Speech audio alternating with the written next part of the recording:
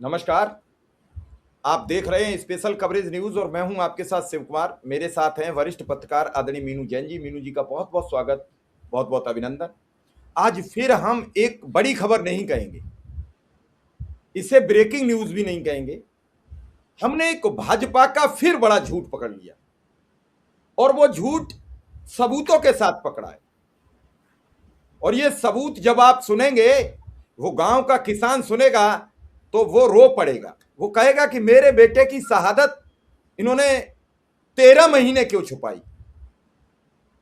यानी जो बाहर से खबरें मिल रही थी कि हमारे कुछ जहाज गिरे हैं, हमारे सैनिक शहीद हुए हैं, वो सही बात थी।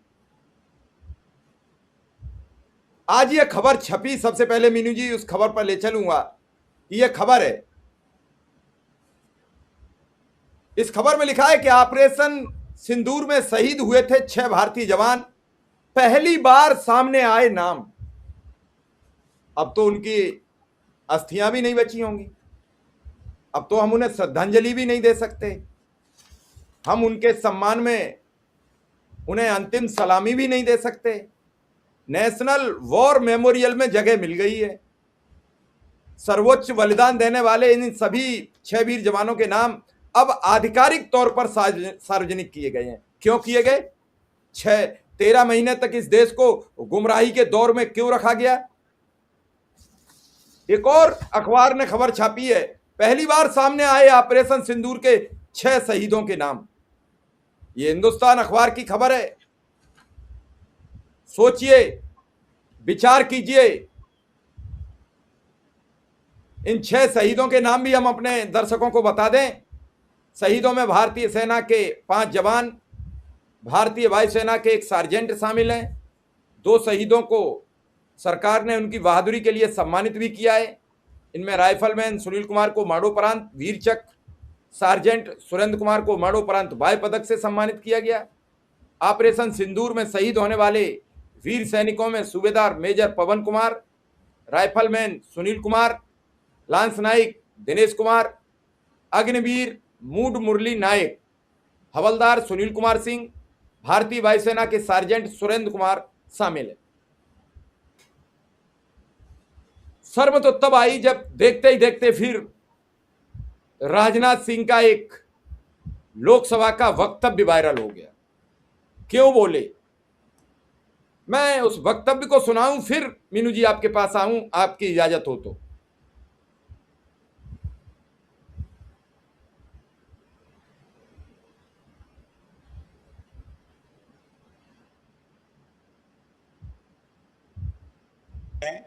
कि हमारे कितने बीमार हैं। मुझे लगता है उनका यह प्रश्न हमारी राष्ट्रीय जनभावनाओं का सही से प्रतिनिधित्व नहीं कर रहा है। मुझे लगता है उन्होंने एक बार भी हमसे यह नहीं पूछा कि हमारी सेनाओं ने दुश्मन के कितने विमान मार गिराए।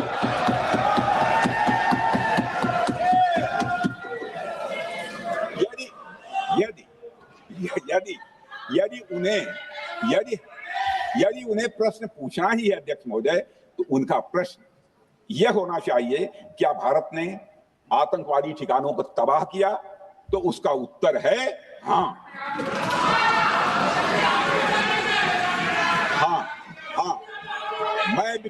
मैं विपक्ष के सम्मानित साथियों से कहना चाहता हूं कि आपको प्रश्न पूछना है तो यह प्रश्न पूछिए, क्या ऑपरेशन सिंदूर सफल रहा?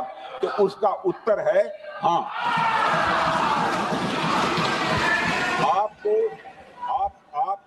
आपको प्रश्न पूछना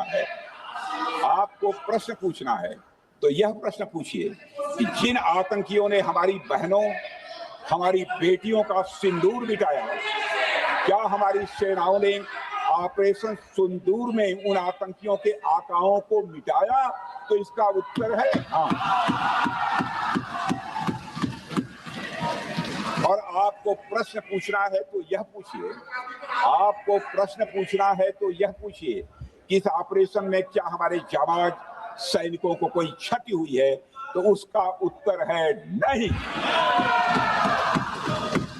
अध्यक्ष महोदय, लक्ष्य जब बड़े हो मीनू जी, आपने सुन लिया कितनी बेशर्मी से जवाब दिया गया है। सोचिए उनकी मां पर क्या गुजरी होगी जब यह बयान दिया गया। जिस मां ने 9 महीने अपनी कोख में रखकर उस बेटे को जन्म दिया, जो कफन में लिपटकर घर लौटा था, क्या बीत रही होगी आज उन पर। शिव कुमार जी, एक शेर है, मुझे शायर का नाम तो याद नहीं है, उसने बोला था वो झूठ बोल रहा था कुछ इस सलीके से कि मैं एतबार ना करता तो क्या करता। जिस कॉन्फिडेंस के साथ और जिस बेशर्मी के साथ रक्षा मंत्री राजनाथ सिंह झूठ बोल रहे हैं, एक के बाद एक झूठ बोल रहे हैं। अभी तो पहले हम शहादत पे ही टिकेंगे जवानों की, क्योंकि हमारे लिए जहाजों के गिरने के बजाय जवानों की शहादत का मुद्दा बड़ा है, जिसे कि छुपा लिया गया। मतलब 13 महीने तक इस देश की जनता को मैं रोकूंगा आपको। वो कोई राजनीतिक मंच पर नहीं बोल रहे थे, वहां बोल रहे थे जहां संवैधानिक बातें होती हैं। वो वहां जवाब दे रहे थे जहां का सच हम सब स्वीकार करते हैं। तो इतना बड़ा झूठ वो कैसे बोल पा रहे थे। और बगल में बैठे गृह मंत्री की मुस्कुराहट आपने देख ली होगी, मेजें बराबर थपथपा रहे थे। क्या इसका मतलब पूरी सरकार झूठ पर चल रही है? मैंने अपनी बात आई तो मैंने बोल दिया जी, पूरी सरकार झूठ पे और बेशर्मी अख्तियार किए हुए है। वो जो यहाँ बैठे हुए जो सत्ता पक्ष के सांसद है, जिस कदर मेजे थपथपा रहे हैं कि कोई हमारे सैनिकों की हानि हुई या नहीं, तो उसका जवाब है नहीं, और वो चिल्ला के पड़ते हैं। और आज उनको शर्म आ रही है या नहीं? शहीदों के प्रति जो तुमने इतना अपमान किया है उनका, उससे शर्मसार होके इस्तीफा दे दो। मूर्खों, बेशर्मों, इस्तीफा दे दो। शर्म आनी चाहिए। उनकी शहादत का इतना बड़ा अपमान। ये वो सरकार है जो विपक्ष को कहती है कि तुम सेना का अपमान करते हो, तुम्हें सम्मान करना नहीं आता। हम हैं सेना का सम्मान करने वाले। तो ऐसे सम्मान करने वाले कि जिन्होंने 13 महीने तक देश को मतलब इस उससे गौरव से वंचित रखा कि हमारे शहीद जवान शहीद हुए हैं बॉर्डर पे हमारी रक्षा में। जिस वक्त हम टीवी पे बैठे हुए उसका लाइव टेलीकास्ट देख रहे थे, उस टाइम इन छह ने शहादत दी है। शिव कुमार जी, हमें शर्म से झुक जाना चाहिए सिर, कि हमें पता नहीं था। हम समय पे हमें उनकी परिवारों के साथ जब खड़ा होना था और जब हमें उन्हें श्रद्धांजलि देनी थी, उस वक्त हमारे सामने ये झूठ परोसा गया। और झूठ, इतना बड़ा झूठ। रक्षा मंत्री कोई अपनी तरफ से तो बोल नहीं रहे हैं, उनको तो जो प्रधानमंत्री ने जो अप्रूवल दी होगी वो बोल रहे होंगे। उसमें आपने इतना बड़ा झूठ, और आज उन्हीं 6 शहीदों के नाम आपके पास थे और वो आप आज दर्ज करा रहे हैं नेशनल राष्ट्रीय युद्ध स्मारक में। आप दर्ज करा रहे हैं, और ये तो आप जैसे सोशल मीडिया के कुछ चैनल्स हैं जो इस खबर को निकाल लाए हैं और इसको शाया कर दिया है। मतलब अब जनता सोचे कि अब अंदाजा लगाइए राम मंदिर के चढ़ावा घोटाले में क्या क्या झूठ बोला जा रहा है। और आप अंदाजा लगाइए कि 2002 में जो गोधरा एक्सप्रेस को जो जलाया गया था डिब्बे, उसकी सच्चाई क्या होगी। आज अंदाजा लगाइए आप किस तरीके से झूठ बोलने में माहिर है ये सरकार, कि हर बात पे झूठ। मतलब इसी मुद्दे पे राहुल गांधी ने सवाल पूछा था कि भाई हमारा क्या नुकसान हुआ, ये भी तो बताइए देश को। जो कि हमेशा से रवायत रही है कि जब भी ऐसे युद्ध हुए हैं, शाम को ब्रीफिंग होती थी, ऑफिसर्स, पुलिस के, वो सेना के जो टॉप ऑफिसर्स थे, वो बयान देते थे, वो बताते थे कि भाई हमारे ये नुकसान हमने पहुंचाया है दुश्मन को, और हमें ये नुकसान हुआ है। लेकिन ये सरकार इस तरीके के झूठे, मतलब पाखंड में झूठा अभिमान, फॉल्स प्राइड, झूठा घमंड, झूठा अहंकार कि हमें तो कुछ हुआ ही नहीं, हम ही ने नुकसान पहुंचाया। और जिसने नुकसान पहुंचाया वो सबको पता है। आपने आनंद फानंद में जो सीज फायर किया, ये खबर है कि जिस दिन इन्होंने पहला अटैक किया 6 तारीख की और 7 तारीख की दरमियानी रात को, उस दिन बहुत भारी नुकसान पहुंचा और उसी दिन हमारे जहाज गिरे थे, क्योंकि उन्होंने जो हमारे रफाल थे उनका सिग्नल जाम कर दिया था। पाकिस्तान जो है चाइनीज टेक्नोलॉजी, चाइना से सैटेलाइट से उनको लाइव लोकेशन मिल रही थी और उनको लाइव टेक्नोलॉजी सपोर्ट मिल रहा था। हमारे जो जहाज थे उनको उड़ने ही नहीं दिया गया, वो जाम हो गए, सिग्नल जाम हो गए उनके। और उन्होंने जाम सिग्नल होने पे पायलट कंफ्यूज हो गए और वो कहीं के कहीं उड़े और पाकिस्तान को मौका मिला। और उसके बाद आपको ध्यान होगा दर्शकों को कि 2 दिन ये जो हमारे जो सीडीएस है, उन्होंने सिंगापुर में ये एडमिट किया कि हमने 2 दिन के लिए ऑपरेशन रोका। सिंगापुर में एडमिट कर रहे हैं हमारे सीडीएस चौहान साहब, वो कह रहे हैं कि 7 तारीख के बाद हमने ऑपरेशन रोका। और उसके बाद फिर हमने तैयारी की और उसके बाद हमने पूरी ताकत से हमला बोला और पाकिस्तान को धूल चटा दी। और ये वही मौका था जब आप धूल चटा रहे थे, आप जब उनके धूल चटा रहे थे, और उस वक्त आपको मौका था कि आप सीज फायर करने क्यों गए? आप उस टाइम लाते आप पीओके वापस, वो मौका था आपका, आप कर लेते लाहौर पे कब्जा, आप कर लेते कराची पे कब्जा। लेकिन क्योंकि आपने 2 दिन ऑपरेशन रोका, और शिव कुमार जी झूठ कितना बोला जा रहा था, जिन 2 दिनों में ऑपरेशन रोका गया कोई हमारी तरफ से कोई अटैक नहीं था। उन 2 दिनों में भी लगातार जो सेना के ऑफिसर हैं वो प्रेस को ब्रीफिंग दे रहे थे कि आज ये हुआ, आज ये हुआ, आज ये हुआ। जबकि कुछ 2 दिन जो युद्ध रोका गया बीच में, 7 से और 9 तारीख के बीच में, उस दौरान में युद्ध हो नहीं रहा था और सेना जो है हमें ब्रीफिंग दे रही थी। वो भी झूठ था शिव कुमार जी, वो भी झूठ था। और मैं इससे आगे का झूठ एक और बताती हूँ, एक वो तो बहुत ही बड़ा झूठ है। उस समय में कांग्रेस की एक स्पोक्स पर्सन मेरे सामने ये 6 शहीद हैं, मैं इन्हें अपनी श्रद्धांजलि अर्पित करता हूं, आपकी ओर से करता हूं, प्रणाम करता हूं इन्हें। ये भी किसी के लाडले थे, ये भी किसी के सुहाग थे, ये भी किसी के बाप थे। उन सब पर क्या बीती होगी जब आज ये सब बातें सुनी होंगी। हालांकि उन्हें सूचना तो तभी मिली होगी, लेकिन उनने मन महसूस कर रह गए होंगे कि सरकार हमारे नाम भी सार्वजनिक नहीं कर पाई।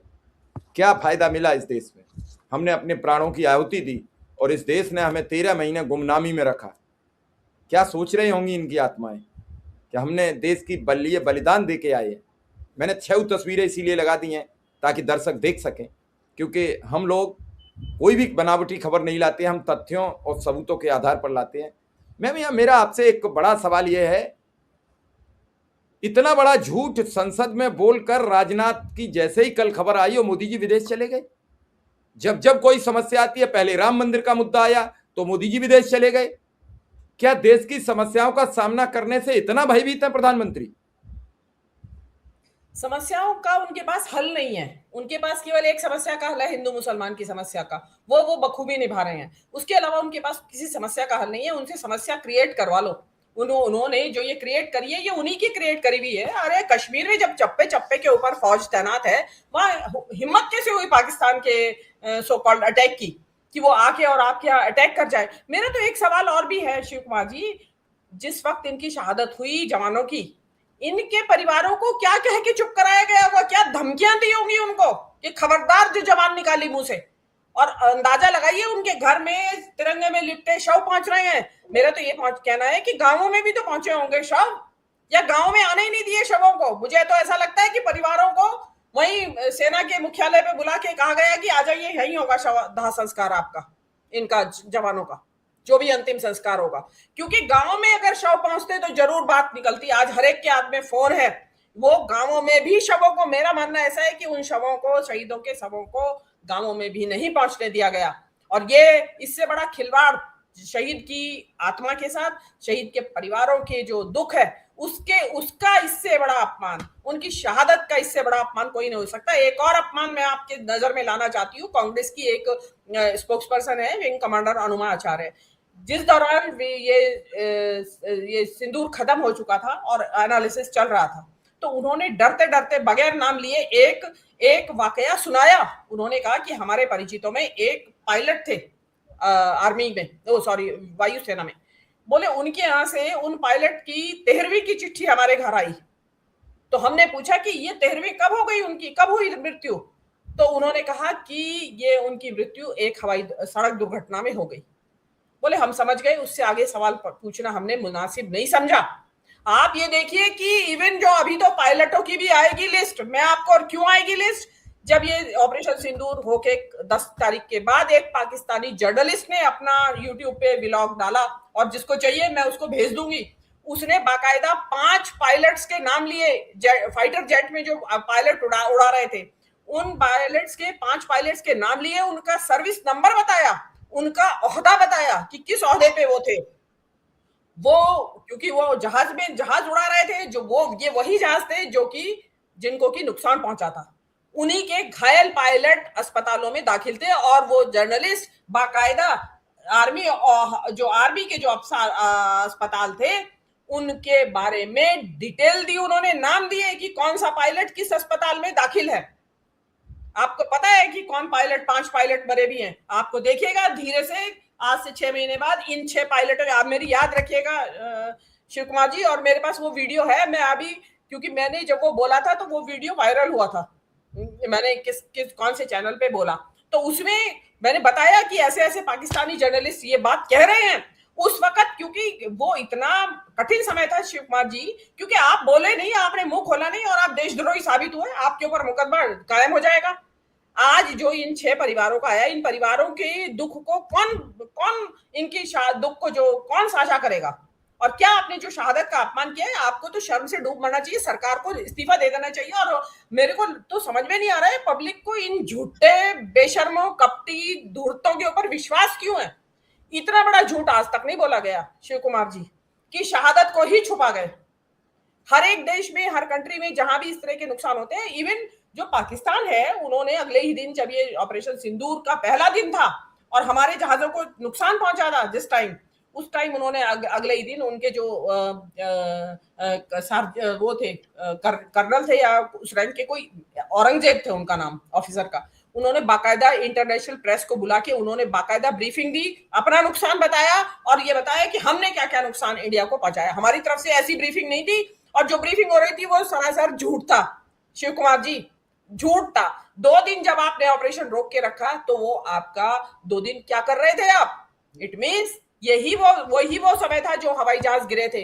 आपको जिस दिन हवाई जहाज गिरे उसके अगले ही दिन एक क्लैश रिपोर्ट करके एक एक्स पे एक साइट है, क्लैश रिपोर्ट, उसमें आया कि भटिंडा में एक रफाल गिरा है और ये उसका नंबर है, उसका पंख जो गिरा था उस पे नंबर रहता है, वो आया। और इंटरनेशनल प्रेस में रिपोर्ट आई, कहीं 4 बताया, कहीं 6 बताया।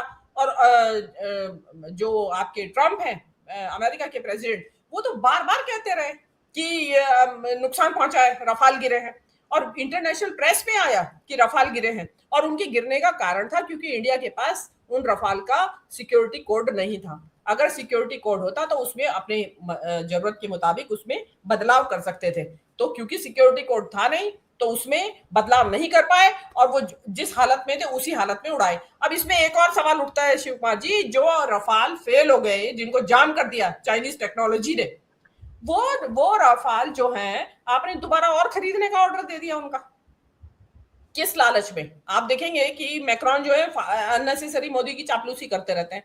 वो इसलिए करते हैं कि वो अपना कबाड़ बेच रहे हैं, वो 5th जनरेशन का कबाड़ आपको बेच रहे हैं, जबकि आप 5.5 जनरेशन के नए हवाई जहाज, जो लड़ाकू जहाज देश में आ गए, दुनिया में आ गए हैं।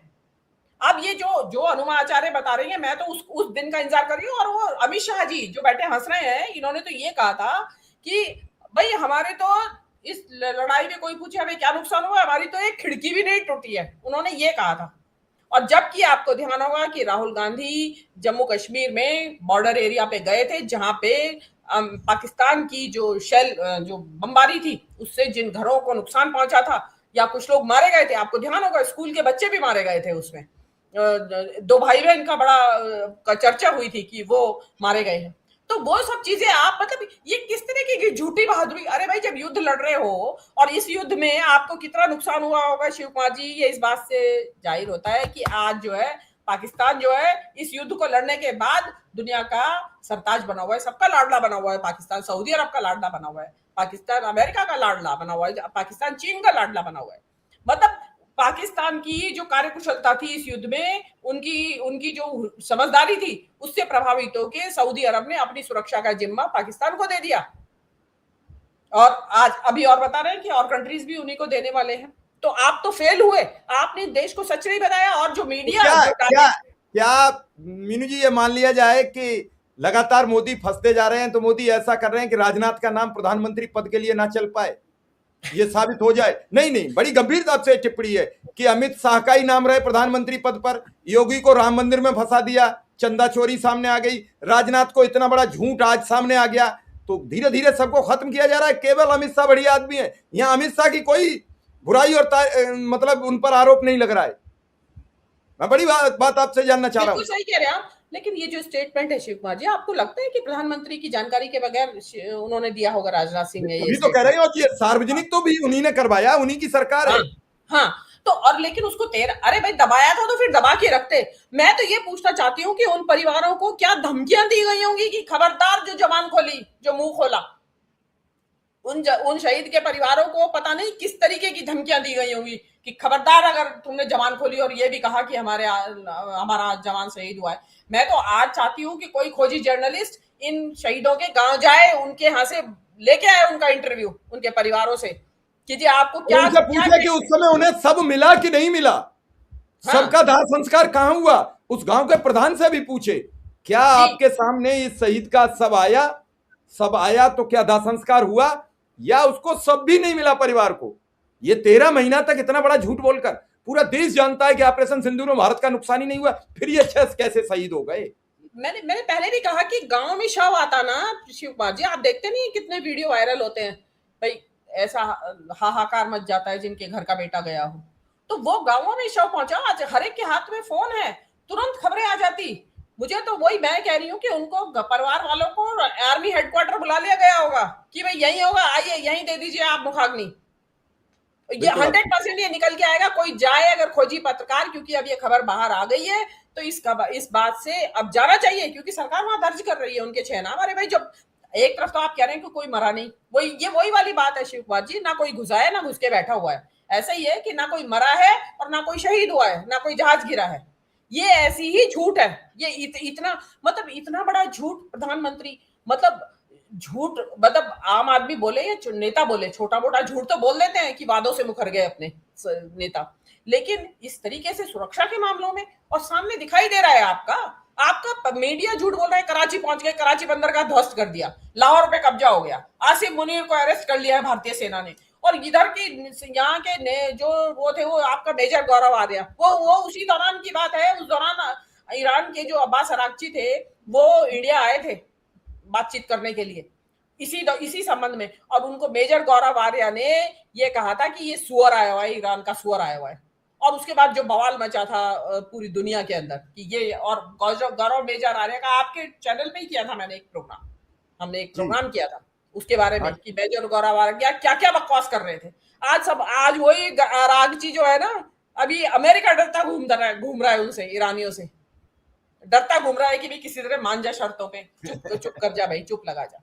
तो अभी क्या हो रहा है, सारे पासे पलट गए हैं, ये झूठों से काम नहीं चलेगा। इससे तो अब ये प्रूव होता है शिव कुमार जी, नहीं, ये तो इतिहास में लिखा जाएगा, इतिहास में लिखा जाएगा कि 12 साल या 15 साल भारतीय जनता पार्टी एक झूठों की सरकार आई जिसने पूरे देश को गुमराह किया। देश के विकास के नाम पर, देश के स्वाभिमान के नाम पर जितनी बेइज्जती इन 12 वर्ष में देश की हुई है, उतनी शायद कभी हुई होगी। अमेरिका घुटनों पर बिठा दिया है, और प्रधानमंत्री छोटे छोटे देशों में जा रहे हैं, वहां पैसे खर्च कर रहे हैं, करोड़ों रुपया इस भारतीयों के टैक्स का, और वहां से पुरस्कार ला रहे हैं। नहीं चाहिए ऐसे पुरस्कार। अरे पंडित जवाहरलाल नेहरू बनने के लिए अभी आपको और 500 वर्ष लग जाएंगे भाजपाइयों। आपका तो इतिहास काला है, आपका तो सिस्टम पूरा काला है, आपके मुंह पर इतनी कालिक पुत गई है, आपने राम मंदिर का चंदा खा लिया। आपसे ज्यादा नीच नराधम कोई हो नहीं सकता है, इतने घटिया किस्म के आदमी हो आप। तो उस प्रभु श्री राम को बख्शे भाई नहीं, आपने प्रभु राम को अपने से छोटा बता दिया। बताइए, इससे बुरा इस देश के हिंदुओं के लिए और कुछ हो सकता? पूरे सनातन का सत्यानाश कर दिया, और सनातनी हैं मूर्ख, वो इनके पीछे दौड़ रहे हैं।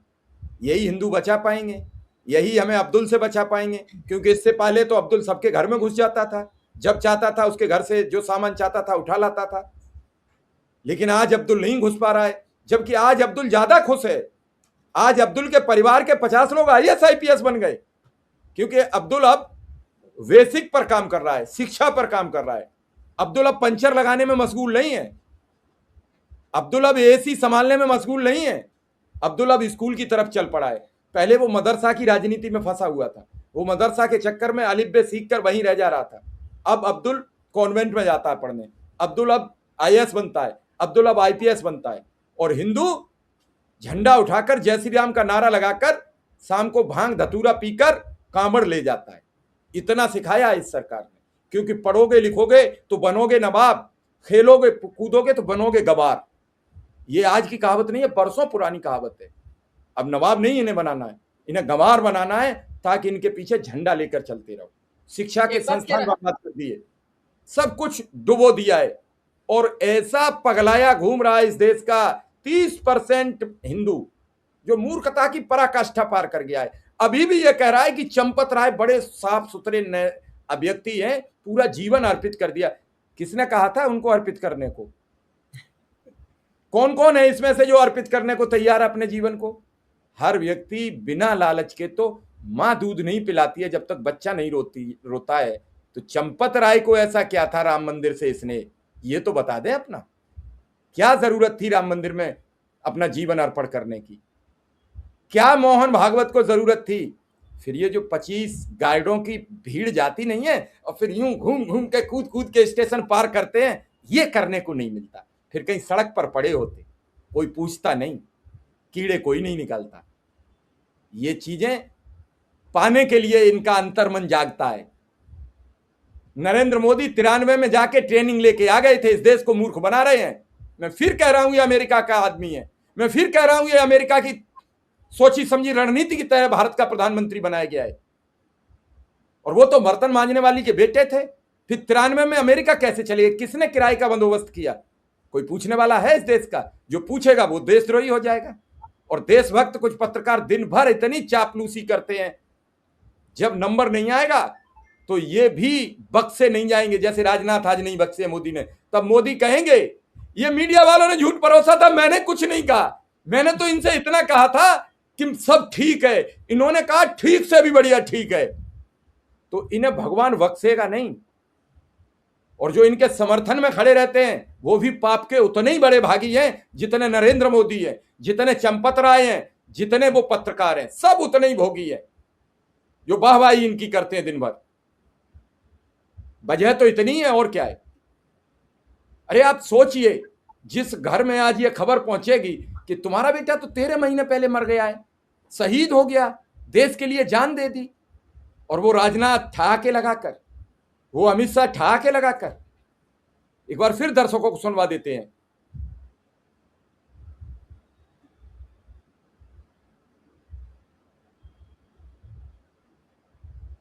कि आखिर ये सब नौबत क्यों आई, क्या जरूरत पड़ी इस पूरे प्रकरण की? तो यह पूछिए कि इस ऑपरेशन में क्या हमारे जाबाज सैनिकों को कोई क्षति हुई है, तो उसका उत्तर है नहीं। अब सुनिए मीनू जी, अंतिम कमेंट है आपसे कि आखिर इस देश के नागरिक चाहते क्या है? जो राजनाथ सिंह है वो टेलीविजन पे आके माफी मांगे कि क्या मेरा उस दिन का जो स्टेटमेंट है वो वायरल हो रहा है और मैं माफी मांगना चाहता हूँ कि उस वक्त मैंने झूठ बोला था और इस्तीफा ये भी देता हूं बताना देश से। नहीं मीनू जी, ये भी बताना पड़ेगा किसके प्रेशर में बोला था। हाँ, सब कुछ बताना। आप जब एडमिट कर रहे हैं तो प्रेशर तो पता चल ही जाएगा अपने आप। लेकिन देखिए, अगर इतना बड़ा झूठ, आप देखिए ना, ये देश की सरकार आंकड़े छुपा लेती है। मतलब उनको वर्ल्ड बैंक ने कह दिया कि आप झूठ बोलते हैं, आप चौथे नंबर की अर्थव्यवस्था नहीं, आपके आंकड़े सब झूठे आंकड़े दे रहे हैं आप हमें, आप कोई किसी चौथे नंबर की अर्थव्यवस्था में नहीं आते। और ये तक कहा गया कि भारत सरकार जो आंकड़े सप्लाई करती है अर्थव्यवस्था को लेके, वो झूठे होते हैं, गलत होते हैं। मतलब आप देखिए ना कि देशवासियों से तो झूठ बोल रहे हैं, इंटरनेशनल फोरम पे भी ये झूठ बोल रहे हैं। और आज जो है दोस्तों, आज हमें ट्रंप के इस बयान पे बार बार क्या 1000 बार यकीन है पक्का कि सीजफायर ट्रंप ने ही करवाया था और ट्रंप वास्तव में हकदार था नोबेल प्राइज का। और आज लगता है कि ट्रंप तो बड़ा सज्जन आदमी है इनके मुकाबले में, ट्रंप वाकई में हकदार था नोबेल प्राइज का, और मोदी जी ने नहीं होने दिया क्योंकि इतना बड़ा झूठ बोल रखा था। और ट्रंप ने बाद में यह भी कहा था कि आपके जहाज भी गिरे हैं, सारी चीज उसने कही थी। और वो इंटरनेशनल, उनका जिनके 750 हवाई दुनिया में सैनिक अड्डे हैं, दुनिया भर में 750 सैनिक अड्डे, उनको किस चीज की खबर है? तुम्हारे परिंदा भी पर मारता होगा तो ट्रंप को खबर रहेगी। और ये तो लड़ाई चल रही थी। और उस दौरान अब तो ये बात बिल्कुल पक्का हो गई है, मोदी माने या ना माने, कि ट्रंप ने ही आपका ये करवाया था। हाँ, मोहर लग गई जी बिल्कुल बिल्कुल। मीनू जी, आपने बड़ी गंभीर जानकारी दी है दर्शकों को। दर्शकों से भी ये सवाल है कि आप कब तक इस पाप के सहभागी बनेंगे? हमें जरूर कमेंट में लिखिए, या फिर आपकी बुद्धि पर कोई जादू कर दिया गया है, क्योंकि अब तो बंगाल भी उनके हवाले है, तो काला जादू बंगाल से होता है। आपका बहुत बहुत आभार, बहुत बहुत धन्यवाद।